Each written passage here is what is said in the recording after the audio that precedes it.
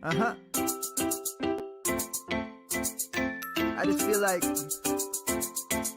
I've been around the block, ripping up fantasy stock, working around the clock.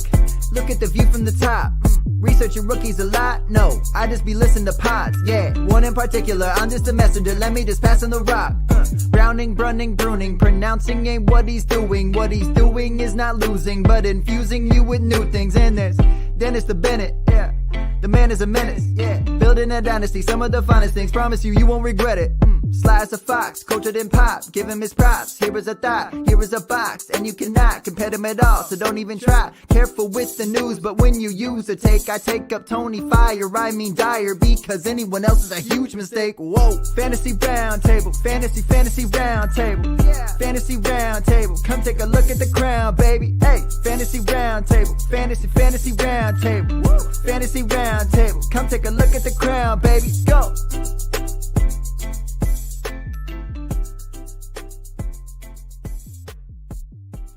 What is going on, everybody, and welcome to another episode of the Fantasy Football Roundtable podcast. It is Tuesday. Matt is here with me. We're going to talk about wide receivers 25 through whichever ones we get through. We're going to try and wrap up our wide receiver discussion for the 2020 season, discussing who we think could rise, fall, as we typically do. We will try and get to some WandaVision, as well as we had a really good episode on Friday, so we will definitely try and get through that as well here at the end of the episode today. Matt, how you doing on this beautiful Tuesday? You know, it is absolutely gorgeous. Our weather guy gave it a 10 today because light breeze. It's in the 60s. I know for a lot of parts of the country, March is like the spring, but March and April are sometimes our most snowed in months. Yeah. Here, so our seasonal average, the beginning of March, is supposed to be like 45. So it's been gorgeous. It's almost made me forget a couple weeks ago in the deep freeze. Almost. Yeah, I tell people all the time. I have gone up to, I don't remember what year it was. It had been at least 5 years ago now. Maybe no, it had to have been at least 5 because I definitely had my youngest son was a baby, but we had gone up right at the end of April because it's always because they always do the NFL draft at the end of April. Yeah, and so we went up at the last week of April to go visit my parents, who, as you well know, live about 45 minutes from you. And but obviously Colorado Springs is not a big airport, so we flew into Denver. Both of my parents work in the Denver area, or my dad does, and they drove in to pick us up. Snowing didn't seem like much, right? In Denver, you're thinking, hey, no big deal. Well, by the time we had gotten to Colorado Springs, which is roughly, correct me if I'm wrong, probably about a 2.5-hour drive, give or take, to Denver from Colorado Springs. From DIA, if it's good weather, it should be around an hour. Okay. Well, it took us about 2.5 hours to get there. And by the time we got to the area of Colorado Springs where we're heading to Calhan, which is where my family lives, I mean, it was almost a blizzard at the point that we got there.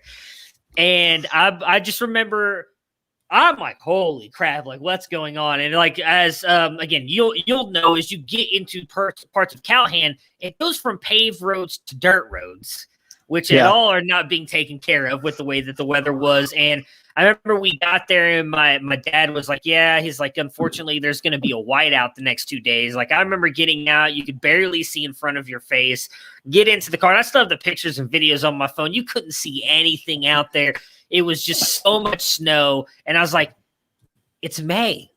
Fuck you mean there's a whiteout? So yeah, it was still one of the, but the funny thing about that was too, is I remember getting out of the car and I had like on a sweatshirt and shorts. I was like, it doesn't feel like it should be this cold here. And yet it is. And it was still very interesting time, I guess, to be there. And that's one of my favorite things to talk about. Cause I remember it stayed like that for the first couple of days of May as well. And it's like, it's so odd to me to see that. I think the only calendar month that Colorado Springs has never recorded snow is July.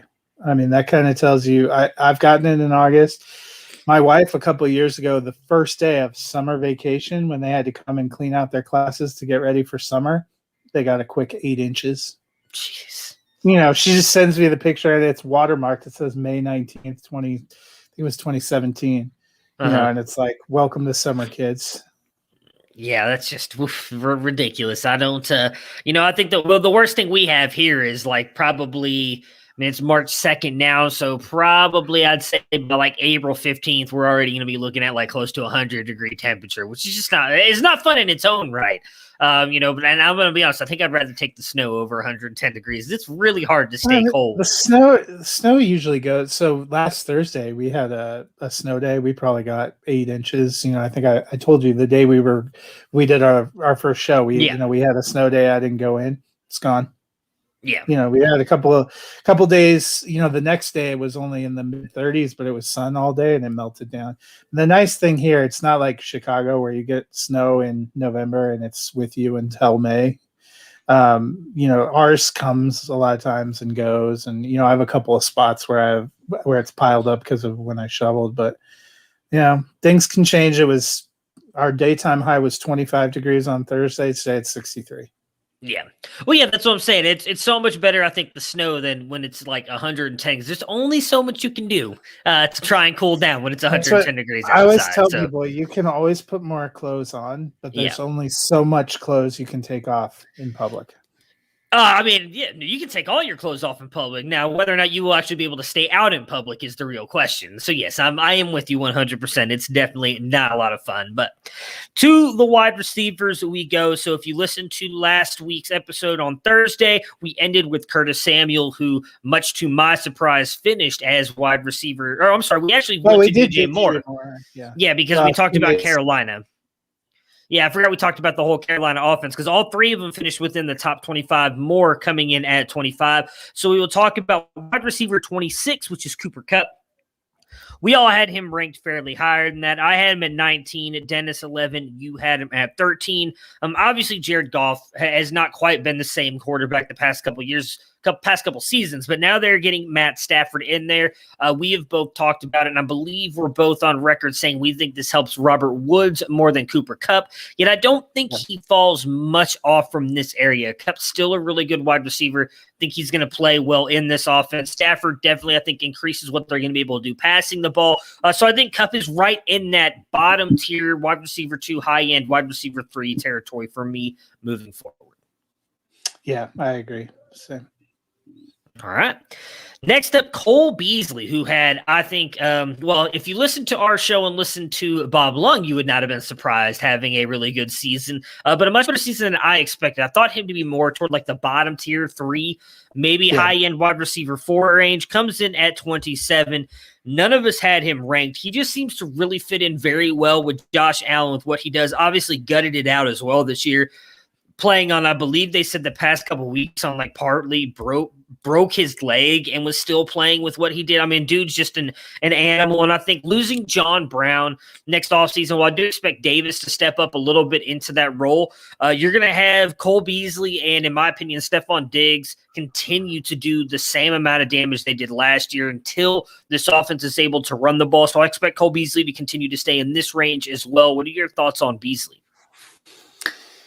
Yeah, so, a little bit, we talked about Diggs, seems to be the clear number 1. Some of it, what is the passing volume and, completion percentage?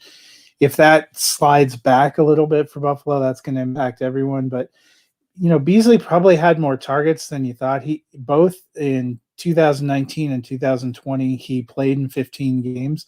He had 106 targets in 2019, 107 in 2020. The big difference was he caught about 15 more passes, which netted him about 200 more yards. Actually had fewer touchdowns last year. So, he's been relatively consistent. I know, our friend Bob liked him a lot. John Brown wasn't a big factor last year, so I think him leaving doesn't do a lot.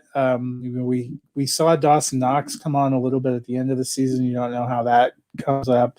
What do they do with Gabe Davis? But I really think for both him and Diggs, you could see them going right back in the same area unless Buffalo comes back a lot on their style of offense.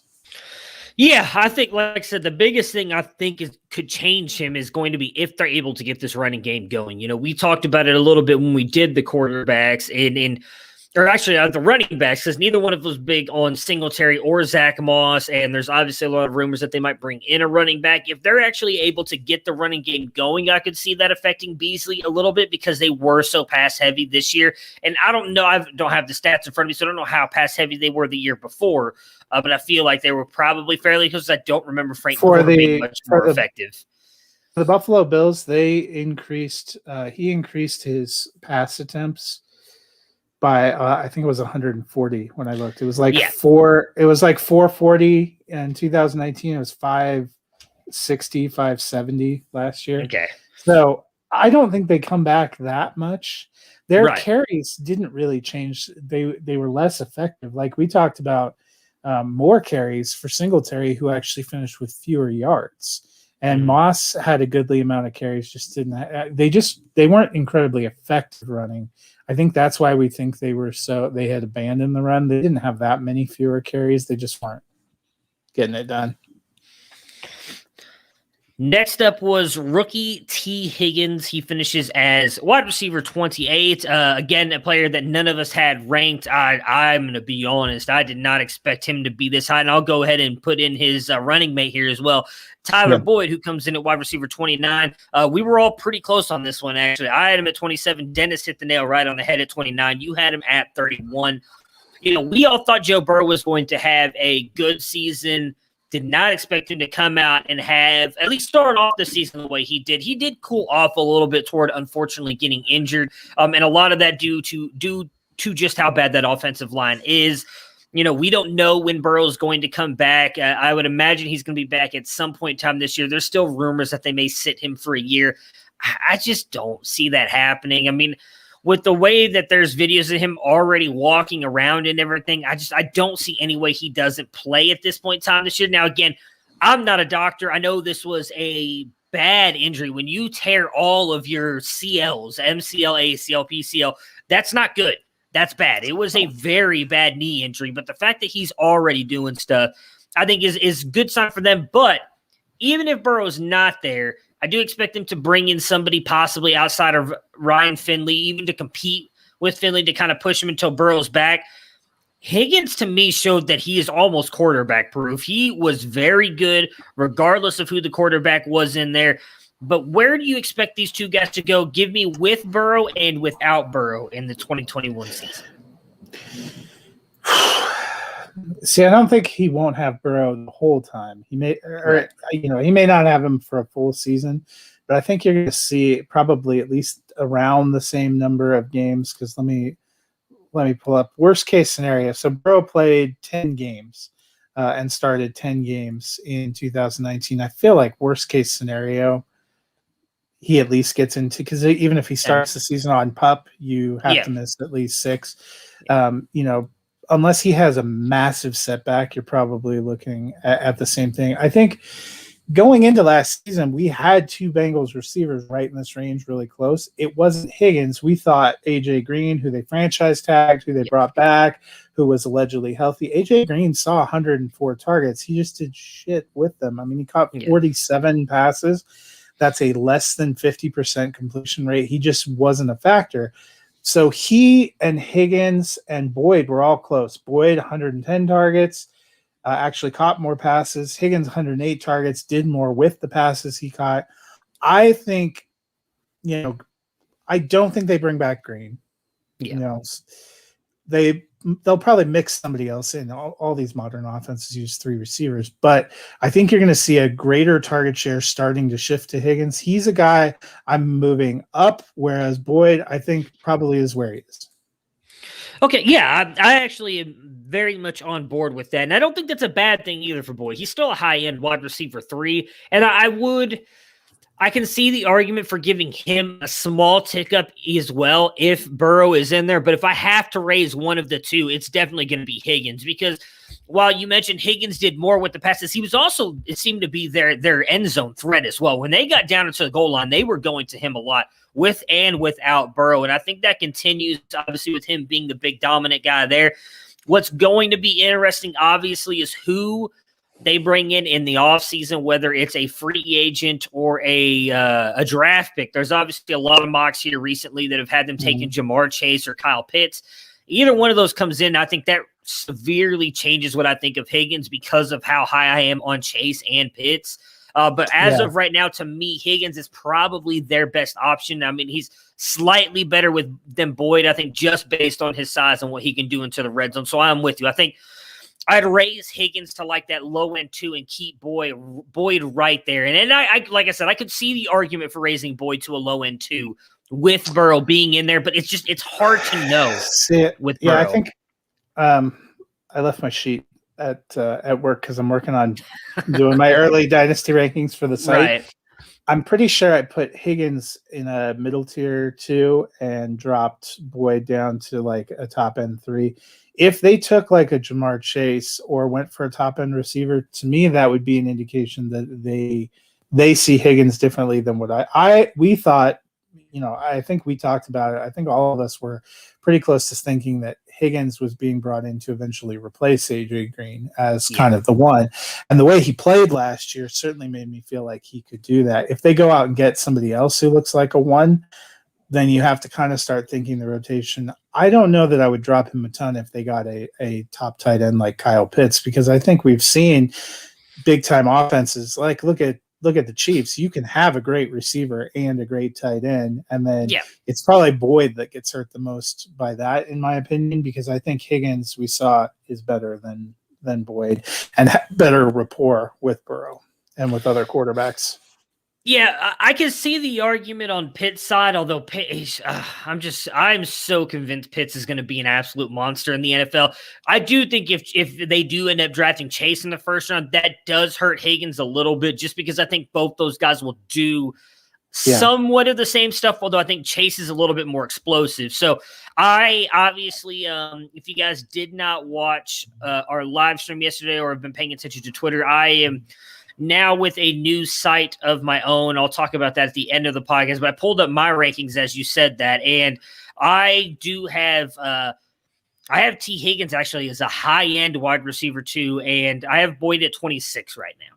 I have Higgins at 15, and that's with the rookies in there. So. I actually think I had Higgins at around 15, 14, 15 too, because he looked really good, and if you had removed – it took him probably about a half a season for him to start getting AJ Green's targets. And once that happened, I mean, 67 for 908 and 6 TDs, especially with playing with Brandon Allen and Ryan Finley the last 6 games. That's pretty good. Yeah, I mean, he was a guy toward the end of your like fantasy leagues and playoffs. You could actually start, like you could trust playing him because of how much he came on. So yeah, and it's really going to be interesting. It's like I said, I kind of hope they don't. I know we talked about it a little bit. May not have been on this show. I feel like I do way too many podcasts, so I'm never sure where I say this stuff. But I really hope they don't go wide receiver or Pitts in the first round. I really hope they go offensive line to help out Burrow. This class is deep enough they could get a tight end or wide receiver in the second or third round. And I don't think, and I don't say that isn't like a worried about Higgins thing either. I just think they need to protect Burrow, and I don't think taking Chase there or even Pitts to maximize their running game. We've talked about this with Mixon and whoever's going to be running the ball. If you can't block, you can't do anything. Yeah, we saw that actually in the Super Bowl with the Chiefs. They now obviously some of that was due to offensive line injuries as well. But when your offensive line is not good, doesn't matter how good the players are behind them, you just can't. It's very hard to win games. These next couple guys was really intriguing to me to see them this low. I did not expect at least 2 of the guys in these next 4 that we're going to read to be this low. Corey Davis, not really one of them, but I am surprised he finished this high. I don't know. I'm kind of confused on Corey Davis. So wide receiver 30. Obviously, none of us had him ranked. We didn't really believe in Davis. And While obviously 30, you look at that and you say that's not a great season, he was very consistent throughout the season. There was that one stretch he had not finished less than 10 points in PPR leagues, which is a great wide receiver 3. He's going to be a free agent, and I do think with the way that he put up, or the way that he looked this last year, if he goes to an offense that's going to feed him, because he did not get a lot of targets there, obviously, in Tennessee because of the way they run their offense, I actually think I would boost Corey Davis's value up some. What are your takeaways from Davis? I mean, I think even if he comes back to Tennessee, I'm putting him solidly low-end wide receiver 3, high-end wide receiver 4. I think we had to probably get over the fact he's never going to be what some people thought he was when he first got drafted, which is, maybe a premier receiver. He's not what A.J. Brown is. And obviously Tennessee, a lower volume offense. He only started 12 games, ended up seeing 92 targets last year, which was a big increase over the year before when he only saw 69. Caught 65, 984. He had his best year yards per average, had his best year with touchdowns with 5. We've seen flashes of it, even with the Titans prior to this year. You saw flashes of it the year before they took A.J. Brown. You saw flashes of it sometimes in the playoffs. He's not a 1, but he would be a great 2 and a stellar 3 for someone. Yeah. And I think that's where he is. I literally have him looking at my ranks as like a middle to low end 3 right now. And I do think that that's what he can be. And again, that sounds bad, but when you realistically look at, especially in deeper leagues, when you have a wide receiver who can consistently put up 10 points a week, that actually matters. That's a big deal. Someone you can rely on like that. And I'm going to be curious to see where he goes. I don't know if he comes back to Tennessee, maybe. It's obviously different. I think it's a different regime that drafted him, is it not? Yeah, I think I don't remember Vrabel being there for 4 years. Vrabel hasn't been there the whole time. So it'll be interesting to see. It also, Davis, I'm going to put him in that category of guys. I don't expect him to be in that first wave of signings. Somebody absolutely fell in love with him. He feels like somebody who's going to end up with his spot post-draft. There's a lot of these guys that have great potential and great, can be a great fit somewhere that are not going to be in that first wave of, especially the first wave of premier wide receivers in this free agent class is great. This is a great draft class of receivers. You have to see kind of where do those things shake out, and then he's going to find the right spot. Yeah, and I would also say I think this is going to be a very weird free agency period just because of we know that the cap is not moving much and possibly will go down for the NFL, which I think is definitely going down at least a little bit. Yeah. But not as severely as they thought. There's a lot of teams that don't have money. Right, and so that's where I think a lot of players – and I know we've talked about it on here before, we might see a lot of players go back to their original teams that they're on right now and take like lesser deals or lesser years and money just to be able to go back onto the free agency market just to have some kind of financial stability right now, because it's going to be, I don't know that a lot of teams are going to be reaching out because of the way the NFL has changed with how, these rookie contracts are structured. You're going to have a lot of these guys like a Marvin Jones who can be really good on an NFL roster, and they'd be like, well, you know what, but we can get this wide receiver in the 4th round. He's going to come 10 times cheaper than you, and we're already having cap struggles as well. So I do think this free agent period is going to be very interesting. I expect we're going to see a lot of 1 and 2 year lower money deals because the cap hits, that they're the compressed cap, they were going to spread out over 2 years, and then you'll probably start seeing it go back up as things go back to normal. But, I'm with you, and that's where I could honestly, they already cut Adam Humphries, kind of got out of that. I could see Corey Davis ending up, post-draft taking a $2.5-3 million a year deal going back for 1 or 2 years back to Tennessee. It's a place they know him. It's a place where, he has good rapport with the quarterback. He's never going to be the number 1, but when you're not the number 1, you don't have the pressure either. Everybody's flocking to A.J. Brown. That's helped him immensely, I think. Yeah. So these next three guys were very interesting for me. Now, obviously, this first guy, a lot of that had to do a little bit with the injuries he dealt with in this year. And that's Chris Godwin, who came in at wide receiver 31. I had him at 3, Dennis 6, and you had him at 5. So we were obviously expecting a huge season from him. I expected him to jump up. Distinctly remember talking about him being the guy who stepped up in this offense with Brady, and that was going to come at the detriment of Mike Evans.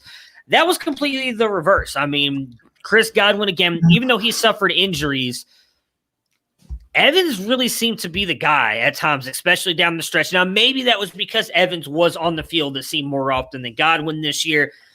Godwin is a free agent. We know there's all the talks from the Bucs side that they want him back. Godwin seems to be saying at least the right things, that he wants to go back to Tampa Bay. How would you value Godwin? And I know this is going to be a hard question to answer, because if I say when he goes back to Tampa Bay, what's his value? But what if he goes somewhere else, not knowing where that other place could be? But where would you value Godwin moving forward? Yeah, he was limited to 12 games. So, missing 4 games hurts. Obviously saw almost 40 fewer targets from the year before. The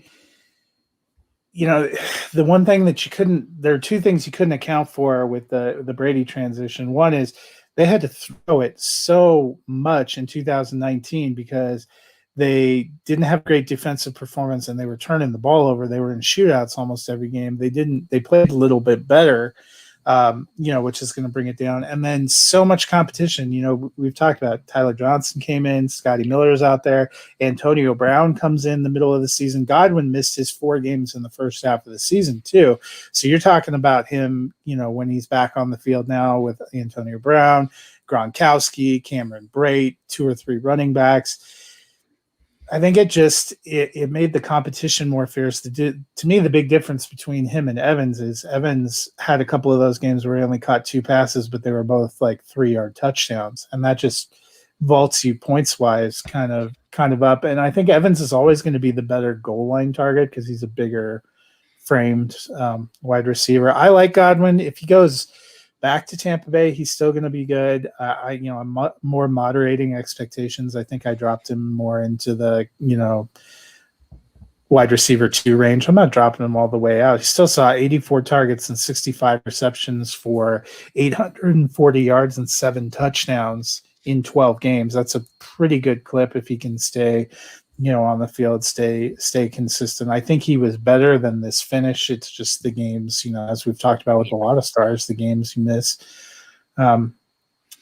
But he's one of those guys. I know he's talked about wanting to go back, and they may want him to go back. I've said a couple of times, I feel like it's more likely they can retain somebody like Antonio Brown and Gronkowski, who are committed to playing with Brady and not as worried about getting those big contracts. Godwin coming off of his first contract, this is the point in time in your career where you need to get your big contract, because it's usually that first contract after being rookie where you get your big contract, because then things tail off, veteran expenses. I don't know that that's possible with the situation they have with Tampa Bay and so many high-profile free agents. I feel like he's going to get a bigger offer from somebody else. Whether he takes it or not, that's the question. Yeah, and so for me on Godwin, I'm pretty much the same. I have him right at 13 right now. So, I do think he's going to bounce back, obviously a lot better than what he did this year, but I don't have him quite inside that top 12 range. I did talk about that. That was all my biggest concern with this wide receiver core was losing Jameis Winston. I talked about they're not going to throw it that much because Winston was turning the ball over. That defense they weren't bad, as we talked about. A lot of that was Winston was turning the ball over right around midfield or in plus territory for the other team. So they were being able to score points, and they had to keep throwing the ball. And I thought that would hurt Evans, as we mentioned. It ends up hurting Godwin, some of that obviously due to him being off the field. I do kind of think he goes back, and I think some of that goes to what we were just talking about with Corey Davis. I wonder if he takes like a 1 or 2 year deal, because he'll still be young, at least for wide receiver terms. Maybe he takes like I don't want to say team-friendly deal, but like a decent deal for them to run it back, as they keep saying, for Tampa Bay, and then maybe hit the free agent market again when hopefully you see the free agency cap start bouncing back, and then he can get that mega deal that he deserves to get paid. But it's definitely going to be interesting. I would say with the way he's played the past 2 years, where I have him ranked at least at 13, I don't see his stock raising much unless he goes to like a Kansas City. So even if he goes to another team, even if he's the one, I still think his value is going to be right around the same. So I don't think it changes much for me, regardless of if he stays or goes to Tampa Bay. I think if he stays at Tampa Bay, we kind of know what he's going to be. And if he goes to a new team, he has a chance to elevate his game some, but I still have him as an elite wide receiver. So there's only so much more he can go up. Next up was Will Fuller, who finished as wide receiver 32. I had him at 39, Dennis 36, you at 43, so we weren't far off. Obviously, this with Fuller, a lot came down to him getting suspended for PEDs because he was on fire earlier in the season, and he is a very interesting free agent candidate. I don't think he goes back to Houston. I know some people think he does. I don't. I don't see it happening. But if he ends up on a good team, a lot of people have referenced maybe like a Green Bay who was trying to trade for him earlier in the year, or a team that could really use his downfield ability. We talked about it a little bit. I believe he has to miss 1 or 2 games at the beginning of the year. Because I was looking, he played 11 last year and got a 6-game suspension. I don't think he missed anything for injury, so it's no, he didn't. He served 5.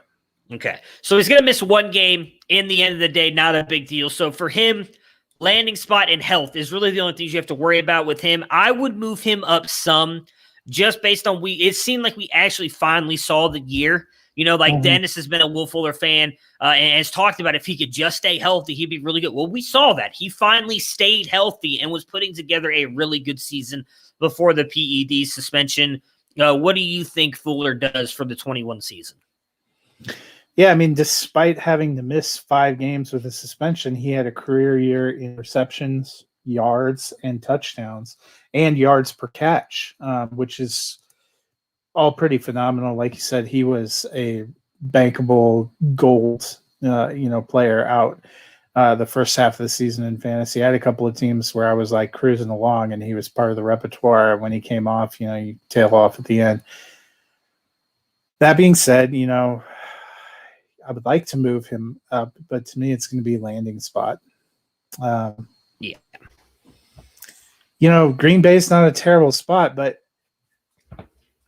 opposite Adams, does he get demonstrably more targets and opportunities than MVS and Lazard got? Or are you kind of locked into you are what you are? He was the best receiver for the Texans. I think where we saw Cooks finish at 17, if Fuller doesn't get knocked out there, I think that's where he ends up. He was the one that Watson liked the best.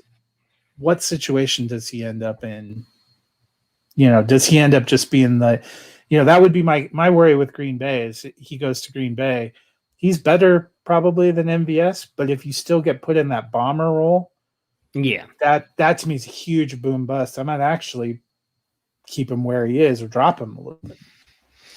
Yeah, it's going to be interesting. I mean, because a lot of people obviously think Green Bay and they go, okay, well, he's with Aaron Rodgers. He's opposite of Devonte Adams. He should move up. But the big fear is something I've talked about on the Debbie Debate podcast. And when I'm talking about Justin Fields is Aaron Rodgers is not a conservative quarterback, but he doesn't always make the risky throw.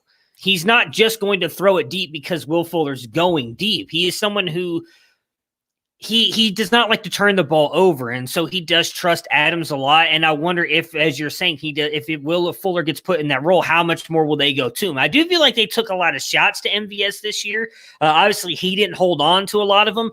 But the knock on Will Fuller the past couple of years, besides his health, has been his hands haven't been that great either. So it's definitely going to be interesting to see where he goes. I agree with you. Landing spot could change him a little bit. I really don't see outside of him going to like a completely anemic offense, which I don't know. Maybe if he goes, I don't even think Detroit would be that bad. Off the top of my head, I can't think of a really bad offense at the moment because I don't even know if the Jets are going to be that bad anymore now that Gase is gone. Unless he goes to like some offense that's just not going to work. I don't see him falling much more for me, but I don't know how much more I would raise him. But landing spot is going to be huge for Fuller moving forward. Jarvis Landry was a guy I thought had a much better season than where he ended up finishing. He finishes as wide receiver 33. Both me and Dennis had him at 24. You had him at 27. You've put on here, OBJ did miss 9 games, and wide receiver 33 is all we got out of Landry. Oh, sorry, Dennis put that on there. It's interesting to me because I don't think, as much as it hurts me to say this because I love Landry, I don't think I'm moving him up more, even though I do think the Browns could pass more in 2021 because of how much they get the tight ends involved. And I do think Odell is going to be back, and he's going to be back with the Browns. And a lot of people think they're going to trade him. I don't. I think Odell brings that offense something they don't currently have. And, I like Higgins. I like DPJ. And unless they go out and draft a wide receiver, which I'm not expecting them to do because of all the holes they have on defense, I think OBJ fits into this offense better than a lot of people give him credit for. And if he does, I think that does continue to hurt Landry. So I love Landry. I think he's a great part of the Browns offense. I don't want to see him go anywhere. But for fantasy, I do think his upside is limited some because he's just not going to get that volume. What are your takeaways with Landry? No, and I think the stats bear that out. He's not a bad player, but maybe it's not the right fit for what they're trying to do, because in his 3 years with the Browns, even though he played approximately the same amount of games that he's played every year, he was in, it looks like he was 15 games, 14 starts. He made 14 starts his first year to 16 last year. It was the lowest amount of targets by far, lowest receptions, lowest yards per reception, and lowest TD output. And that kind of speaks to what you're talking about. It's not that he's not a good player, but they're trying to do something different, and they have cultivated other weapons. Yeah. So he went from his first year in Cleveland, he saw 149 targets. Last year, he barely saw 100. He was at 101. He's only catching 11.7 yards per pass. He was more of their short kind of possession guy. He's not got the stature of some of their other targets. Plus, they have Nick Chubb. So goal line's not going to be a great thing, for him. So he has always excelled by being a volume player, getting tons of targets, catching, when he was with Miami, even he was a PPR machine. That doesn't seem to fit the style here. So I think Dennis makes a point. OBJ was gone for 9 games, and this is all he could get to. That should be worrying. Yeah, I mean, the one thing I will say for Landry in, I guess, that effect is you did have the 3 really bad weather games where the Browns did not throw the ball much at all. They couldn't even get 2 of them being Oakland, and they played Las Vegas. It was whoever they played right after Las Vegas as well, where they just couldn't throw the ball due to wind. And then obviously he missed games because of COVID as well. And I don't believe he ever actually got COVID, but he was sidelined because of the contact tracing. Yeah, I think he only missed 1 game. It said he appeared in 15 games. But and that would have been the contact tracing game. Even the year prior, he had 138 targets. So even if you have a couple of bad games, you're talking about 35 to 40 targets fewer. That's more than a couple of bad games. To me, that's more of what you're talking about, strategy on offense, what they're trying to do. And this is the first time you're seeing him in Kevin Stefanski's system, and also, like we said with Chris Godwin, if you're a better team, you don't have to put it up 95 times. Yeah. So the Browns were a much better team with a much more dominant running game. That's going to impact, especially volume receivers. And that's the one thing that worries me about doubting him. And obviously we haven't talked about Odell because he got hurt. And I don't think that I'm going to have Odell. I think I actually have both of them fairly low when I looked at my rankings earlier. But the one thing that worries me as well, though, is beginning of the year, they were not throwing the ball that much because they were trying to learn this offense. It's, again, something I've talked about, which why I think Baker's going to take a step forward next year, why I thought Kevin Stefanski deserved the coach of the year, because this Browns team was very good. They made the playoffs really having no practices, no offseason, no preseason. Well, that's going to be year 2 of the offense, and I don't think that they're going to be run heavy like they were in the first half of the season, because we saw that change in the second half, and we did a lot of talking about that, how all of a sudden they went from this team that was handing the ball off a ton to now not necessarily being pass heavy, but they were passing the ball more often. And so if they do pass the ball more often, that is going to help people. like Jarvis Landry, but I just don't know how much. And that's my biggest thing. It's like, I don't know how much to buy into it. I want to. And so I don't want to rank them that low.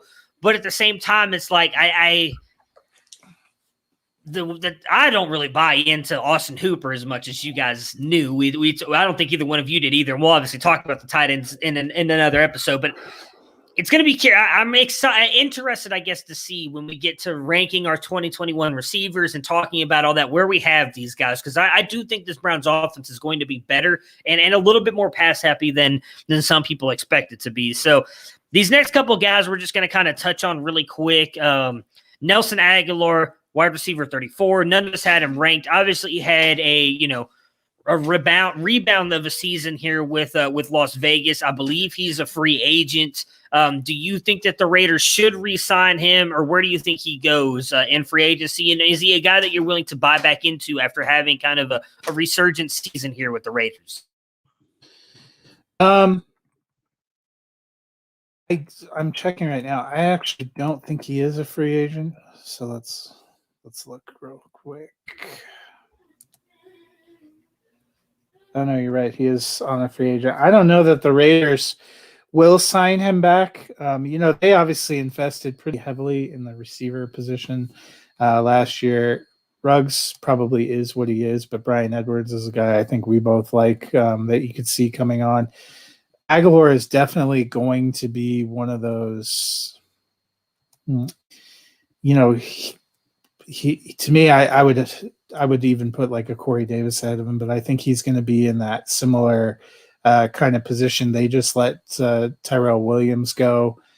If Aguilar takes a discount, I could see him coming back to the Raiders. I thought he played really well. Last year, I think, seemed to find a fit for him.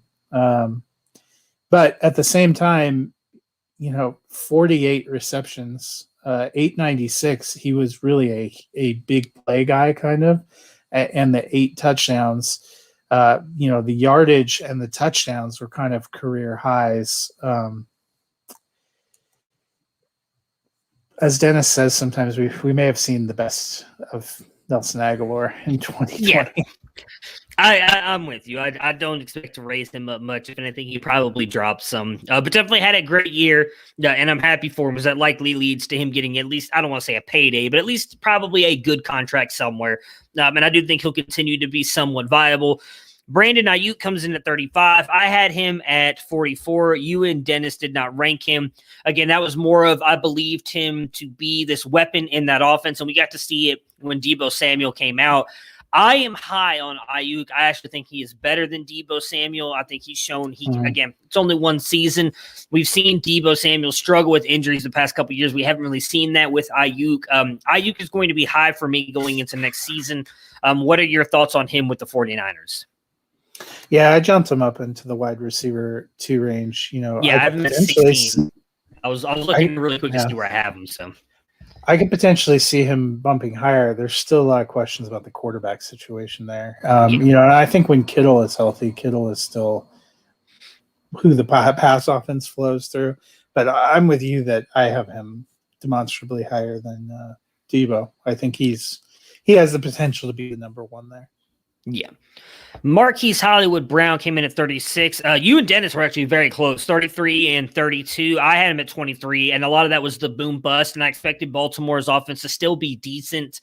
Obviously, the first half of that season did not go well at all for him or for Lamar. And to be honest, I think he probably goes up some, but it's just hard to say because I don't think Lamar has got to improve on his passing. And I do think some of it was a weird year. Like, it's funny because I feel like I was the biggest Lamar detractor last year, and I actually think I'm going to give him a little bit of a reprieve going into this year because the one thing I can say is I kept saying he needed to improve on his passing.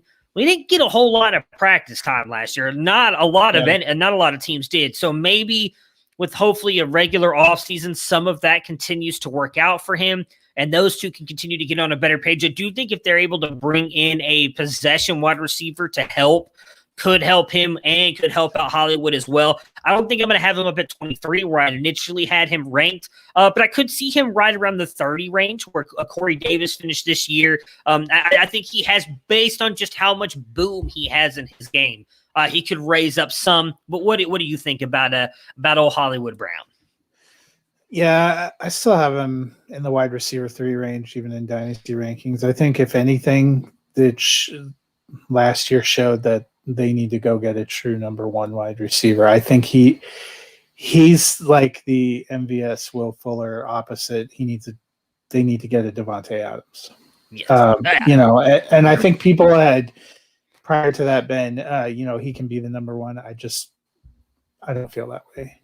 Yeah, no, I've been with you since the moment they drafted him. I was not that high on him, and it has not worked out, or at least it's worked out the way I thought it was going to. So another guy that fell in this range that's just interesting to me because I believe in his talent is Michael Gallup. He comes in at wide receiver 38. I had him at 29. You had him at 30. Dennis 32. So we all had the same opinion of him. Fell a little bit shorter than what we thought. Gallup is a guy that I don't know. I do honestly think there's a realistic shot the Cowboys trade him by the deadline. I don't know if they do it this offseason. Yeah. But I do think he's a guy who has a ton of talent, and he's one of those wide receivers I think he needs to get somewhere else because he fits in this offense, but I think with Cooper and Lamb and with the money that they're paying Cooper, I think that they should let Cooper go and keep Gallup and Lambs. I think those two play off each other better. I just don't see that happening. So I think Gallup is going to be the one who's gone. And if he lands on another team, I think could really show us what we've seen out of him at times when given the shot to actually do something. Yeah, I'm probably keeping him in this range. Michael Gallup in his 3 years has never done better than 58% catch rate. I feel like that's kind of just the role he plays. Maybe he'll benefit from somewhere else. I don't expect a great 2021 if he stays in Dallas because I think he's, as we talked about, he's number 3. He's kind of the odd man out. Maybe worse than that if they get back to running the ball better or start utilizing, obviously they had their tight end Blake Jarwin, who started pretty good and got hurt. Does he start eating into it a little bit? And then beyond that, it's going to depend on a landing spot. And since we're probably over a year away from that, or at best middle of next season, that there's just not quite the upside that we felt like there might be in years past. Yeah. Devonte Parker comes in at wide receiver 40. I had him at 33. Dennis 31. You at 38. So you were almost spot on with that one. Obviously missed time this year with injuries, among other things. Do you see Parker's value shooting up at all? I mean, we know Tua's likely, at least right now, the quarterback. So no, okay, I'm kind of with you on that. So. We'll talk about tight ends. I think Gesicki probably a better bet, but Miami seems to be the consensus team that's either drafting a wide receiver or signing one of these guys and bringing them in, looking to improve there. I think Devonte Parker is right about where he's going to be, low end 3, high end 4. I'm going to pair both of these Denver receivers together. So Tim Patrick came in at wide receiver 44. None of us had him ranked, and Jerry Judy came in at wide receiver 45. I had him at 48. You and Dennis did not rank him, so pretty close on that. Obviously, a lot of that comes into Cortland Sutton missing time. Both these guys got more targets than maybe we all thought they would when that first happened. Jerry Judy, I thought he was my wide receiver 3 in last year's class. I had my goodness, why can I not remember his name now? I know I had Jalen Reagor at 2. For the life of me, cannot remember who I had. Lamb, there we go. My goodness, could not remember that. Lamb at 1, Reagor at 2, and then Judy for me at 3. And I thought Judy actually played fairly good toward the back end of the season. There's a lot of issues, obviously, I guess, with him kind of calling out Drew Lock and saying that he was kind of missing him on throws. You are the Denver Broncos fan. I know you watch every single game, every single snap. So what is your takeaways from these two guys? Obviously, Cortland Sutton will be coming back. We don't know if they're going to – it sounds like they're going to keep Lock from what you've told us before, but kind of how do you view these guys? And let's actually include Cortland Sutton in the conversation since he's the guy that got injured. I had him at 17. You had him at 12. Dennis at 13. So all three of these guys moving into 2021 – obviously right now they're going to keep Lock from everything it looks like. What's kind of your takeaways from the way that this wide receiver room will work? So it does seem like they're leaning toward Locke and maybe bringing in competition. We've mentioned Fitzpatrick, Mitch Trubisky. I saw one of the Denver beat writers suggested maybe they'd trade for Marcus Mariota. Not emotionally prepared to tackle that right now. I'm going to put Judy up a little bit over where he finished in terms of dynasty rankings, and Tim Patrick I don't have in my top 50. I like Tim Patrick. They also have KJ Hamler, who's getting healthy, who they invested in. Cortland Sutton is still, to me, the one. I probably will have him somewhere in the 20s in terms of ranking. He's still the one. They also have two tight ends that I have in my top 24, Noah Fant being one who's breaking out, and Albert O, who we saw just a small sample size, but in the two kind of full games he played, he saw 13 targets, especially down there in the red zone. And if they keep Drew Lock, those are the big guys they're looking at in the red zone. I like Jerry Jeudy okay, but now you're talking about at least four receivers and two tight ends probably in the mix, and that's whether or not you consider, if they're going to keep Vinette and keep throwing him in there.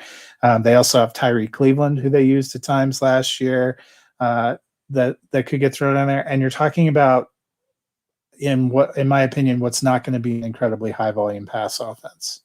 That's going to drop it, down significantly to me. Jerry Jeudy has some talent. I thought he really struggled with mental gaffes and drops. He had some horrific games. He can talk all day long about not liking where Drew Lock put the ball, and Drew Lock's not a perfect passer, but there was a couple of crucial games where he got hit in the hands in crucial moments and he put it on the ground. And I'm not the only person who watches Denver games or who is, a fantasy or a football writer who's called Judy out for some of his drops, and he's a rookie. He'll hopefully get better. But I just don't know that there's opportunity. I was with you. I had him up higher. It seemed like a perfect landing spot. It seemed like great talent, but among his fellow rookies, he's probably closer to 10 than he is to 2 now. Yeah.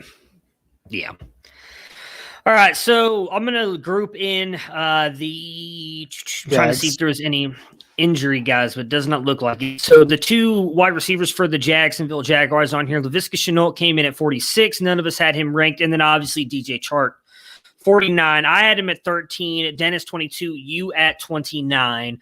Now, Chark did miss time due to injury, and I know we've talked about it many times throughout the season, how and some of that might have been the thumb injury to Minshew, was just missing Chark on wide open throws. I am going to keep Chark up very high moving into next year. Obviously, the expectation is they're going to pick Trevor Lawrence. They can't say for sure until it actually happens, but I'd be very surprised if they don't take Trevor Lawrence at one, who's a very good quarterback prospect, one of the best we've seen in a long time. I do think that's going to boost him. And I'm actually probably going to raise Shenault some as well. We talked about it a little bit on the podcast Thursday with Dennis. Shenault does a lot of what we saw Curtis Samuel doing in Carolina this year, and that originated with Curtis Samuel's role at Ohio State with Urban Meyer and that offense. Now, I know they're not going to run Urban Meyer's offense, but they're going to run parts of it. Laviska Shenault is a bigger version of Curtis Samuel, not quite the speed, but big, very useful in all different facets of the game, and if he can stay healthy, he's going to be dangerous. I don't know how much I'm going to move him up, but he's going to be probably somewhere in the 30s for me. How do you view these two with the Jags and in the 2021 season? Yeah, I'm moving Shenault up a little bit. Chark, probably keeping him in the 20s. I do think he'll end up with better quarterback play, which will help him finish. He saw 93 targets, which wasn't terrible, only was able to get 53. I think that speaks to the accuracy you're talking about. What concerns me a little bit is, how they settle into that offense, what what comes, but also that there seems to be almost universal and consistent talk that the Jaguars are bringing in a receiver. Either they're drafting a high receiver or they're going to sign one of these premier free agents. That's not really what you like to hear if you're hoping that it was a bad year for Chark and he's going to come right back to be close to wide receiver 1 level. That's right. Hopefully he can get back into the wide receiver 2 range. I think he would have been there if he had gotten some more accurate targets this last year. I don't think, maybe where you had him would have been too high, but where Dennis and I had him, I don't think would have been too high. I still think he's a good talent and their offense should be better, but I have some questions about whether, he's ever going to, I don't think he's Terry McLaurin. Right. Then a guy I do just want to mention here, because he had a really good back half of the season, and right now, in all honesty, kind of lines up to be the one on this team, not knowing what Allen Robinson's going to do. And that's Darnell Mooney, who came out of nowhere. Wide receiver 50, good friend of the show. Nick Whalen has been talking about him since midseason about how much he liked this kid and what he saw on tape. And I was reading reports earlier today that the Bears loved this kid. The scouts were the ones who pushed to draft him. They drafted him. Really had a good back half of the season. He's a guy that, if they bring in another wide receiver, because I personally don't think Mooney could be a 1, but could be a really good 2 for an NFL team. And if he gets any kind of quarterback with some decent accuracy, might actually put up some pretty decent fantasy numbers next year. What do you take away from Mooney? Yeah, and that's probably the big challenge. I liked what we saw, but if he ends up, if it's being him and Anthony Miller and Cole Kmet, and he has Nick Foles and Alex Smith to choose from, yeah, I hope you can finish wide receiver 50. Yeah. I mean, I don't think Alex Smith would be that bad because Mooney seems like a guy he could do damage like in the short area and get that yak yardage. But yeah, I mean, it wouldn't be great. Yeah, but if you're not seeing the coverages, Allen Robinson and Jimmy Graham are getting opposite you, and it's Anthony Miller's not getting the Allen Robinson coverage. Are you sure? I kind of feel like they're close. Sammy Watkins is not getting the Allen Robinson. We're laughing because I was listening to Nick, if you're listening, please just plug your ears. But listening to the talk radio on NFL Coming Home, and diehard Bears fan calls in and says, we need to go give Cam Newton a three-year contract, $10 million per to come and in there, go grab a couple of linemen, and then Allen Robinson priced himself out. We can sign a Sammy Watkins, Cedric Wilson, put him in with Mooney. We're a top 10 offense.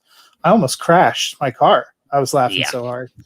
That would be ideal for Mooney. If Allen Robinson comes back, you could see the way Mooney was coming out. If they get any kind of quarterback, him going up a lot. But he's a guy that's probably in a big variable situation right now. All right, so we're going to talk about wide receivers who were injured, finished all over. I'm not even going to talk about where they finished. It is injuries, among other things, that kind of caused these guys to fall out. But just moving forward, Michael Thomas, still a wide receiver 1 for me, but probably not a top 5 guy right now, just because I have no idea what to think of that offense, who's going to be the quarterback, what they're going to do. But I can't see you dropping out of the wide receiver 1 territory. For you? I still have him top 5. I haven't added rookies into mine because, I don't get to spend as much time as you looking at film. I like to see where they're going to go. But, so I could see him sliding. I'm with you, though. I'm not dropping out of wide receiver 1. And even, I know people have big fears about Taysom Hill. He had his best games of the season. Yeah, with Hill. Yeah. Julio Jones, he actually fell a little bit in my rankings. And again, I do put rookies in here as well. But he ended up falling into wide receiver 2 range for me, low end wide receiver 2 range as well, just because I don't know what to think. Matt Ryan looks like he's on his last bit of legs. I like Arthur Smith. I like the hire. I think the offense is going to be good. Calvin really stepped up big time there. I don't know what to think with Julio. He's one of those guys that I think we might have missed our chance to sell him if you have shares of him at this point. But what do you think? Yeah, especially in Dynasty. I dropped him into the 20s too, because I think we saw Calvin Ridley starting to I think you're starting to see the handoff there. Yeah. This one is the hardest one for me to figure out because I love Galladay, but I don't know if he goes back to Detroit. I don't think he takes a huge hit because I do think Goff can get him the ball, but it's not as good as if he goes to an offense that can use his skill set. So it's very hard for me to figure out where to put Galladay. I'll let you answer this, and I'll see where I can find him in my ranks. But what do you think about him in 2021? Yeah, I dropped him into top tier wide receiver 2 range. I mean, he can be great. He's never had more than 70 receptions in a season. Last year was kind of a complete loss, but you look back at the 2 years before, 70 for 1063, not bad, and then 65 for 1190. The big swings are touchdowns. Yeah, that to me is a little bit fluky. I like the talent, but where does he go? We've talked about this. The teams that need a wide receiver are not exactly the great locations for these receivers where you're thinking, man, they're going to achieve. And Galladay probably is behind. If I'm looking at if I had my choice of all the free agents, I prefer to go grab Robinson. Yeah, for sure. I'm going to grab Godwin before I'm going to grab him. And if he ends up getting franchise tagged back to Detroit, good for Dennis. Probably good for Jared Goff. Not great for Kenny Galladay. Well, I actually heard today on NFL radio that he might do everything he can to fight that as well, because this is his shot, like we talked about with Godwin, and getting his big payday. And he has suffered with some injuries throughout his career as well. So that'll be interesting to see what happens with him. We touched a little bit on AJ Green earlier. He's not a guy that I just, even if he goes to an explosive offense, I'm not expecting much. Antonio Brown, though, had a fairly decent season when he played with the Bucks. Is he a guy that you're willing to take a shot on in 21? I'm probably happy to have him depending on where he signs. I think he was in his most ideal situation, and honestly, for Dynasty, I'm not putting him in my top 50 because I don't see the long term anymore. Okay, so three more guys we'll talk about here. 2 rookies last year. Michael Pittman Jr. obviously had the compartment leg syndrome. We saw him, though, when he came back from that. He had like 3 really good games with Phillip Rivers and then just kind of fell off the cliff, and it was the Zach Pascal games for some reason. None of us still know why. We have not figured that out yet. But Pittman looks to be the alpha in this offense with no T.Y. coming back. Obviously, there have been rumors. We talked about it with our good friend Tony, with Wentz coming over there, that they might go get an A-Rob or someone else like that. What are your thoughts with Pittman moving forward? Yeah, and that's my thought. I think with their cap space and trying to make a move, they're going to go for somebody. So right now, I tentatively have him in the 30s. Okay. I think we'll see a step up. I like him. You also don't know what you're getting from Campbell coming back. And I think we all think that Jonathan Taylor is still the guy in that offense. Yeah, absolutely. Henry Ruggs was a guy that none of us were on. He finished as wide receiver 94. I'm going to be honest, I don't see that changing much.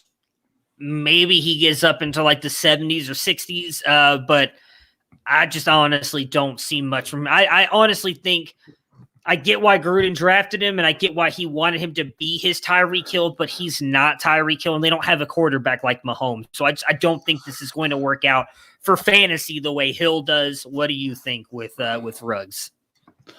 I mean, I think his upside is what we saw from Nelson Aguilar this year.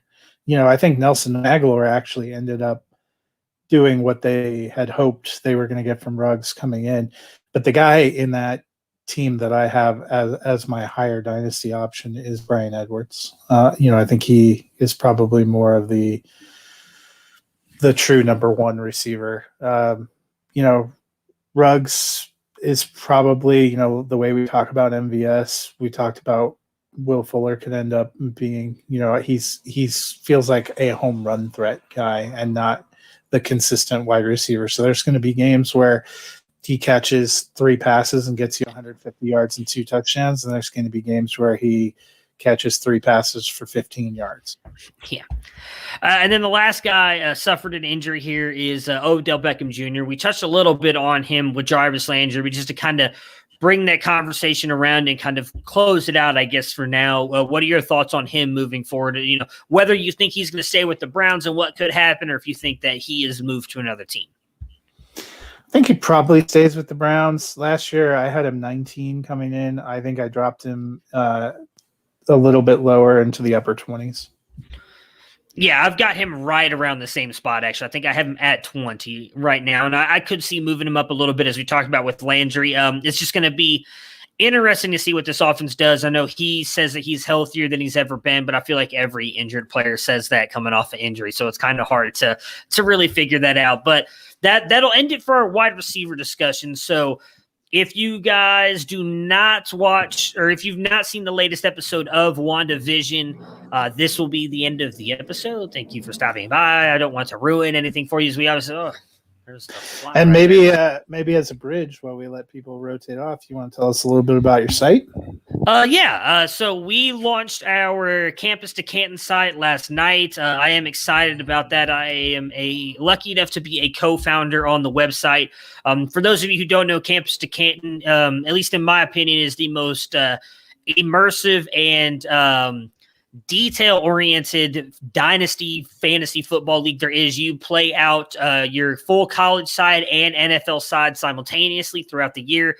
Upwards of 30 to 45 man rosters on both sides. And much like if you play in a Devy league, whenever, in Devy, those players that you have drafted in your college side come up to your NFL side as soon as they go into the NFL. It's the same thing.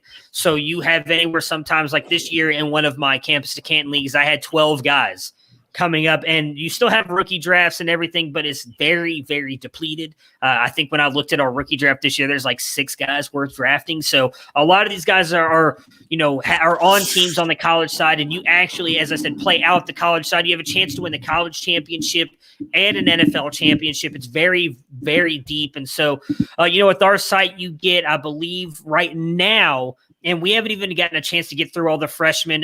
Matt mentioned that I get to watch a lot of tape.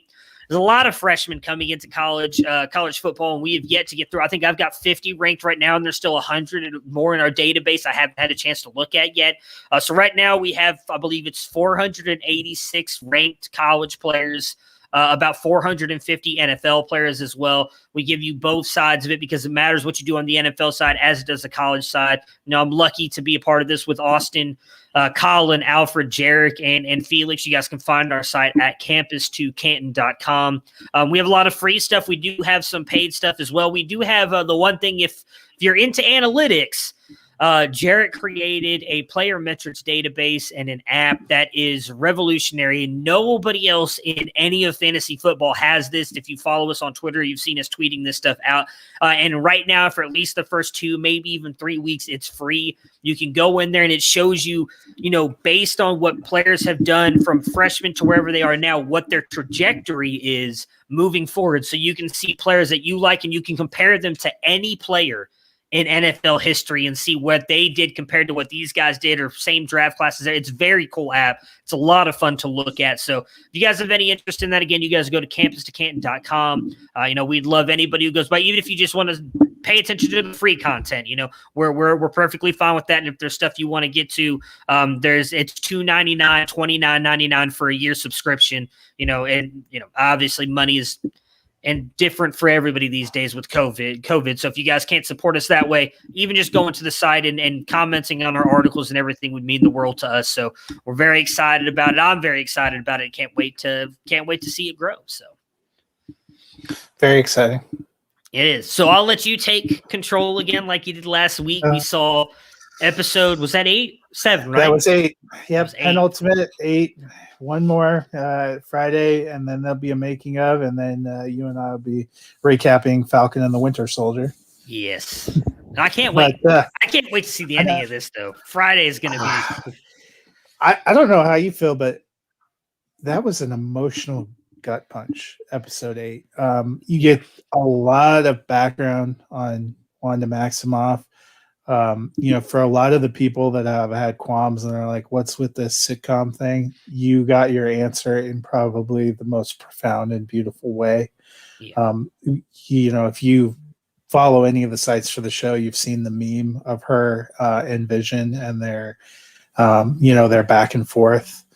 You got a lot of answers about what happened, how this happened, Wanda's kind of role in it. And you start out with this incredible backstory for Agnes, too, a little bit of how, she came to be, and she's trying to figure out how she can capture this power. It was a very different kind of episode, very kind of contained. It was mostly these kind of two characters and really a walk down memory lane. I thought it was just phenomenal. And then you get the I hope you stayed and saw the post-credit scene. Yes, I did. Yes. Yeah. So second week in a row, we've gotten a post-credit scene. I'm kind of hoping we get one in the finale too, although, ideally they're wrapping some things up. But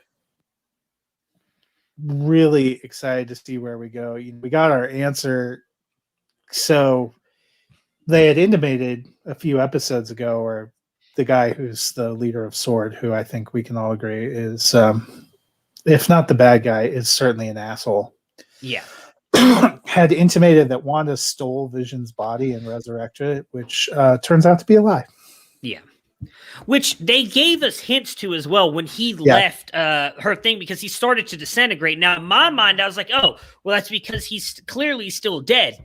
And then obviously you find out in this episode that she created what made it look like from her heart. So we know that he is, I don't want to say a figment of her imagination, but he's not real. But the whole thing is a figment of her. I mean, and it was born of intense grief, essentially, is what we learn is she is both responsible and not entirely responsible for what's happening. Or it wasn't like a malicious, because a lot of people had wondered, are we seeing a Daenerys Targaryen? Are they making her the villain?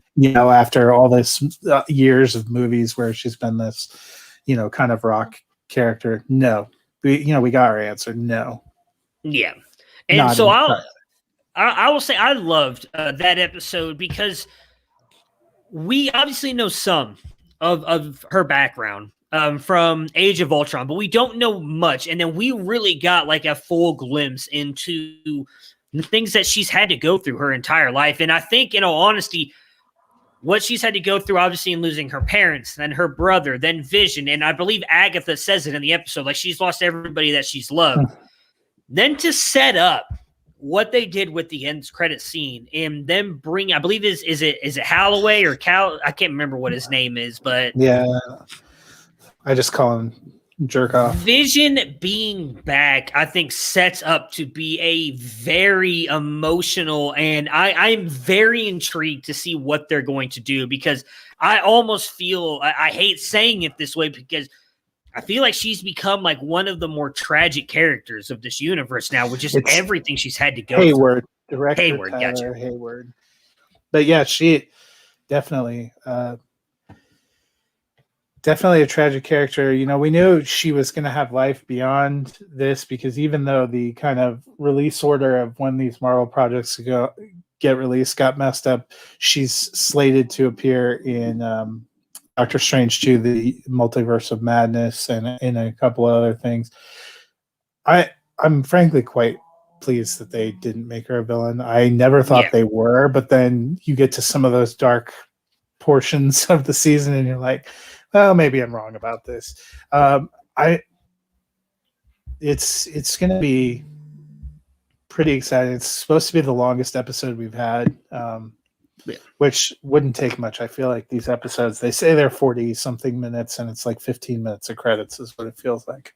Yeah, it's gonna be, I mean, what's going to be interesting is how they're able to wrap everything up into this last episode, because we know that there's nothing else after this. This is it. This is a one-off series, as they said. We're not going to see anything else. So how do they wrap up the Agatha storyline? How do they wrap up? I already forgot his name because he doesn't matter. But the director of SWORD, like, what does he matter? What happens, obviously, with Vision now, in essence, being reincarnated. Like, it's going to be exciting. I can't wait. Like, I think, I hate saying this because I feel like some people are going to look at it as like, well, it's the newest thing. So it's I feel like this has been one of the better things they've done throughout the entire Marvel universe. This show has been really, really good. I've enjoyed it from step one, and I am beyond excited for Friday. Like, I hate that I have to wait until Friday. Now, I told my wife earlier, I was like, could you just call in sick Friday so we can like watch it early? Because I don't want to wait until the end of the night. I know, I feel like it's been solidarity with you, but we've been watching it Friday nights too. I wait till I don't have to wait quite as late as you, Right? But we've been waiting and watching it because I'm in the same boat as you. My wife loves to watch. I have a friend who watches it by himself in the morning and then rewatches it with his wife. I don't think Lindsay would go for that. I think I might be executed. So I wait to watch, but it has been fun to be able to take this journey kind of with your spouse to have somebody else to talk to and have friends. And we had to wait. The promise of a live action Marvel show was always part of the selling of Disney Plus, and we had to wait, more than a year into the format for it to come out. But I feel like this has been worth the wait. Really looking forward to the rest of the slate that's going to roll out, and we're starting to get into that. They're going to show for us every week, and you can have kind of that fun Marvel corner every week, which has been nice. I didn't realize how much I missed the MCU because we got no movies, no shows, nothing in 2020. You don't realize how much you missed it until you hear that Marvel, logo theme come on before the first episode.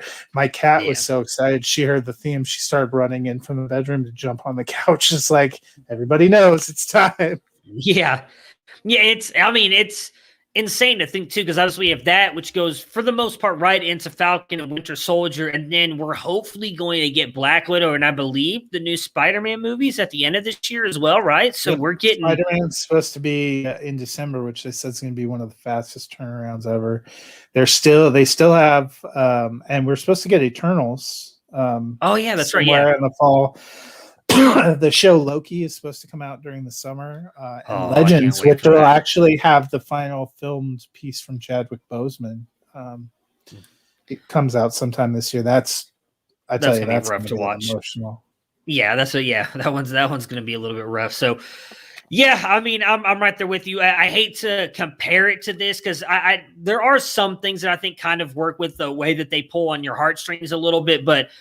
We were all, as me and you, big fans of Star Wars as we were kind of not sure what to expect with Mandalorian, and they completely knocked it out of the park. And it's almost made us, not almost say question, but like, can they keep this up? Can they keep it going?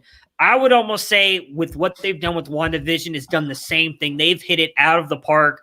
They have set very high expectations for what Falcon and Winter Soldier is going to be. Now, granted, completely different style, but I think it's going to live up to it as well. I cannot wait to see how they end it out.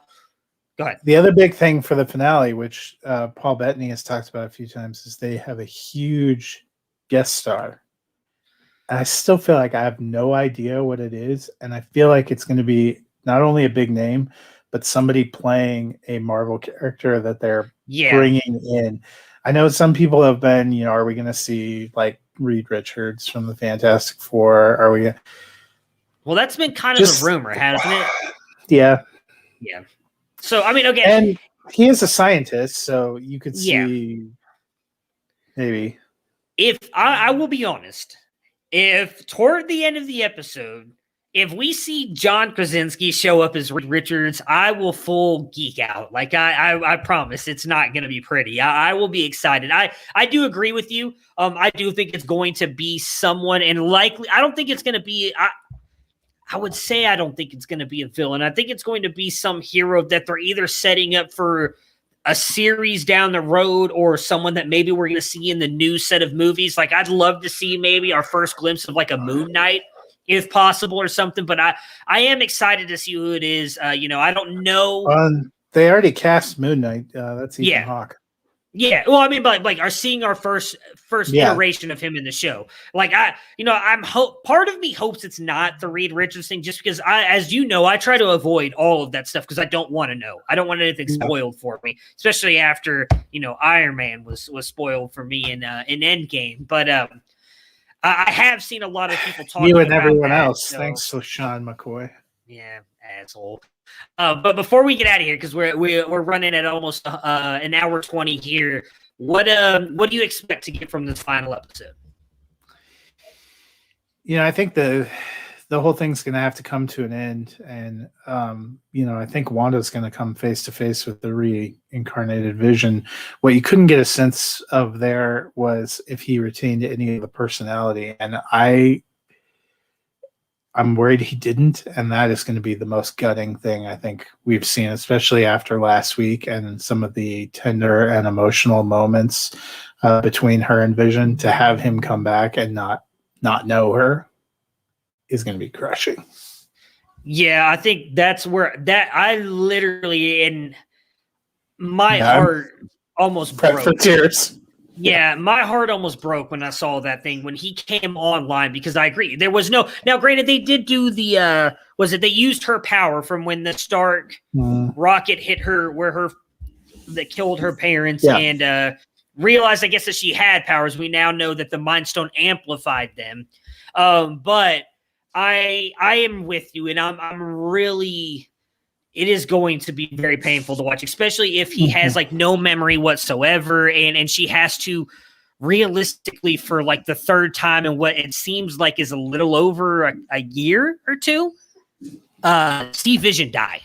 Because she technically killed him at the end of and then Thanos brought him back and killed him himself. And killed him in front of her, which caused Infinity War, which caused her to disappear because she was part of the ones that disappeared in the blip. And then when she came back, and obviously they were able to defeat Thanos with the sacrifice of Iron Man, and then now we realize is what I think this is only about a year or within the year of all that stuff ending.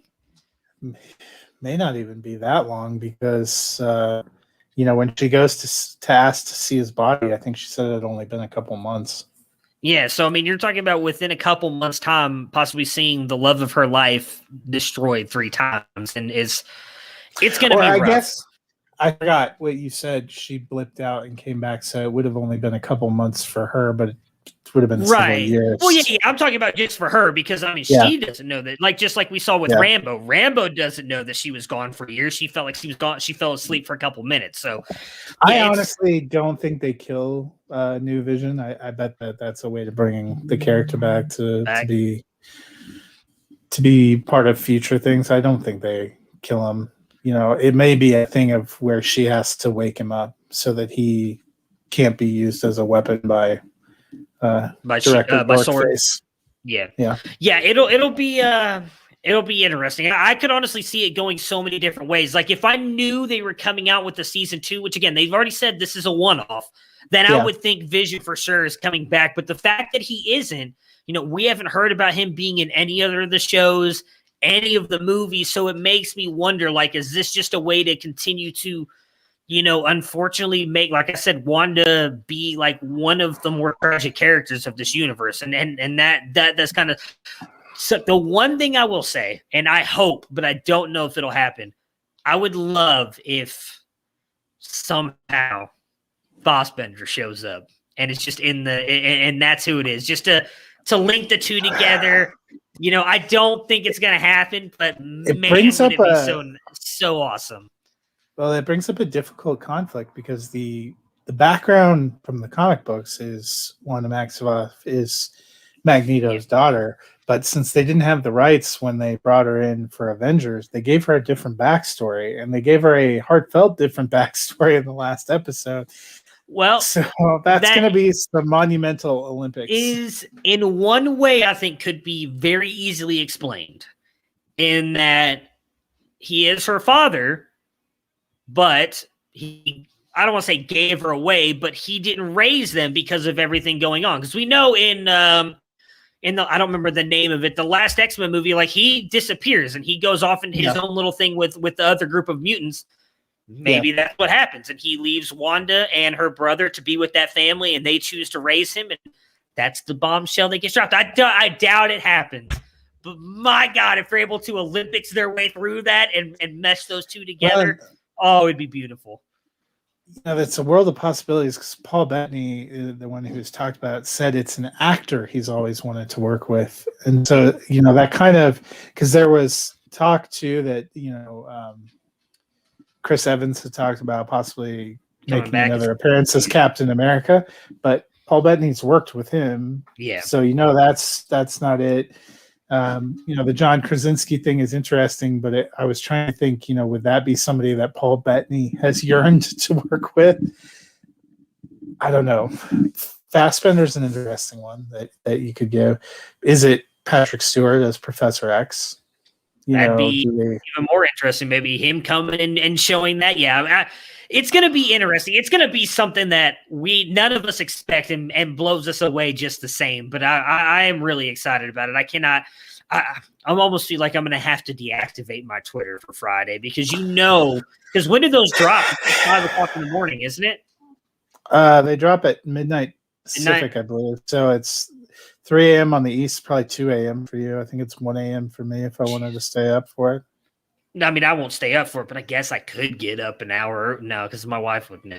So, yeah, I don't know. I can't call in sick either, although I want to, just because I'm going to have to just avoid Twitter like a madman. Work might be the best way to avoid spoilers. It is, but at some point, like my biggest issue is when I have to go pick up my kids, I'm like sitting in a parking lot for like 20 minutes, 20, 30 minutes sometimes by myself. And so that's when I get to the scrolling period. And we follow enough people to know that there's going to be some asshole who does it. And it's just going to ruin everything. People are much less respectful with TV shows, I feel like. To even Game of Thrones, where they were so hypersensitive, people would start dropping that shit at because it dropped at 9 Eastern, so it's 6. If you have kids and you live in California, you got to put them to bed before you're firing anything like that up. And if it's 6:45 at night, somebody's posting, I just saw Arya stab the Night King. You're like, yep. Yeah, and the worst part about it is you can't even mute WandaVision because they may not even tag WandaVision in the thing because it may just be like, oh my God, they just showed this character and then don't even tag WandaVision in it, and then it's just there. And you're just like, well, and I mentioned last week, I thought it feels like even Disney has been less spoiler phobic. Official show accounts less than a week after episode release, like 2 days after episode release, were dropping the song, from Agnes. It was Agnes all along. Yeah. I know you're trying to promote that you're releasing this as a song, but that is a major effing spoiler, dude. Yeah. I mean, that's a character saying I'm the bad guy. Yeah. And it's Agnes. That's right. I called her Agatha earlier for some reason. But all right, so it'll maybe it is Agatha. I can't remember. Now I'm questioning myself. Agnes. It's Agnes and her. I think in the comic book it's Agatha Hargrave. Gotcha, okay. So I think it's both. We're both right. I'm just saying. Okay. That works. That works for me. All right. So we will be back on Thursday with Dennis. I guess it's time to talk tight ends. So, which we might be able to get all of them done in one episode because we're only doing 24. So. Yeah, as I say, realistically, we could probably fly through after we get through the top 12, maybe 14. There might not be much really to talk about. So we will, but we will be back with him. We'll talk about tight ends. And then obviously what do we have on the docket for next Monday? Is it time to talk free agency? We're going to talk free agents. Going to look at quarterbacks. I think we will kick off this show with WandaVision, though, because I feel like it's going to be an amazing episode. So we might as well free agency. We're going to talk WandaVision first, and then we'll get into NFL free agency. The way everything's going, we may have a few free agents signed. J.J. Watt already went up with the Cardinals. So good old Watt. We didn't get to talk about that. We'll talk about that Thursday. I don't know how much it doesn't really matter for us fantasy-wise, but we'll definitely get into all of that as well. So everybody have a good next couple days, and me, Dennis,